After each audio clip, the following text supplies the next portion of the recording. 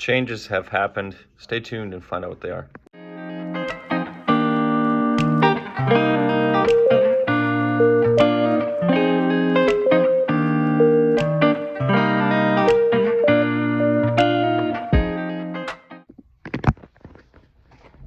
Hey, what's up, guys? So, big things have happened so far. I left night transportation. It's been interesting. Once I told them, there's glare. Once I told them that I put in my 3 weeks notice in, and I said I was gonna work, the same way I do any other time, normally up until my last day.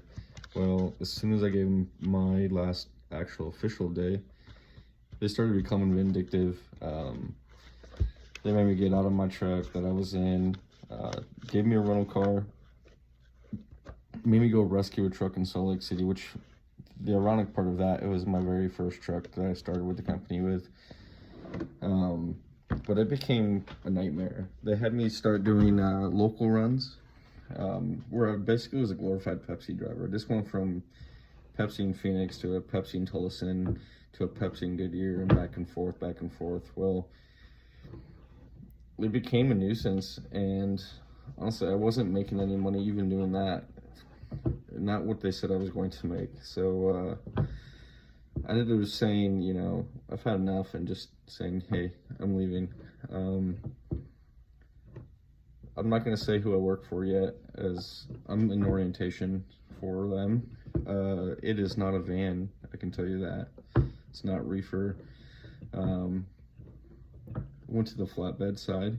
So from there, hopefully we'll get some videos out. I'm still got to contact them and see what their rules are about YouTube and stuff. But so far, I really like it. Coming from a mega carrier to a medium-sized company, though, has been very interesting.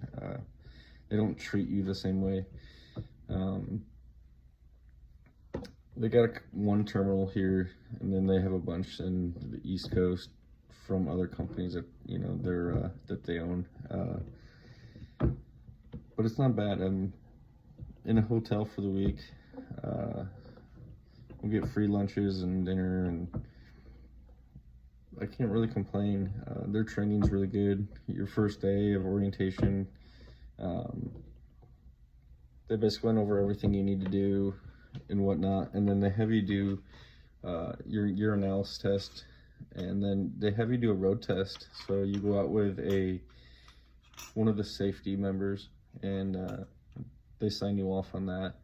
They also do a job performance test. So they check your flexibility. Not quite the same as like your medical card, but so they have you move your neck back and forth, up and down, put your hands above your head, touch your toes. Then they have you, if you remember as a little child, you put your hands up and do like a little swim thing.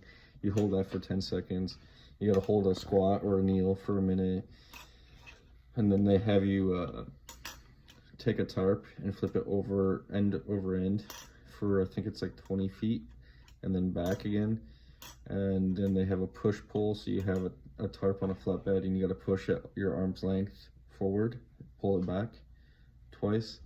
You gotta get up on the ladder, get on the flatbed, stand up, get down, get up, back up, stand up, and then get back down. And then you gotta lift the tarp up onto the flatbed twice, and then carry it back to where you started. Trying to think what else. I think that was pretty much it. And then from there, they, you just do your normal orientation stuff. But it's been pretty cool. I'm the youngest in my orientation class, I can tell you that.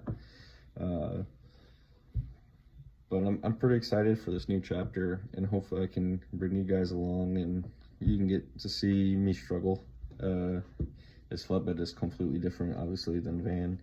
So there's a lot to learn.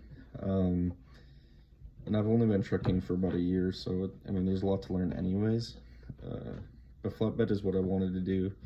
I originally, wanted to do flatbed and step deck because my plan is to go heavy. I talked to a couple random drivers at truck stops with Bennett, and what they're telling me about heavy, you know, there's a lot of work, but it just seems really interesting to me and something I would like to do. But that's all way down in the, you know, the future. See where it happens from there. But I hope you guys, you know, have a good time, and you can, you know, follow along on my journey. Take care.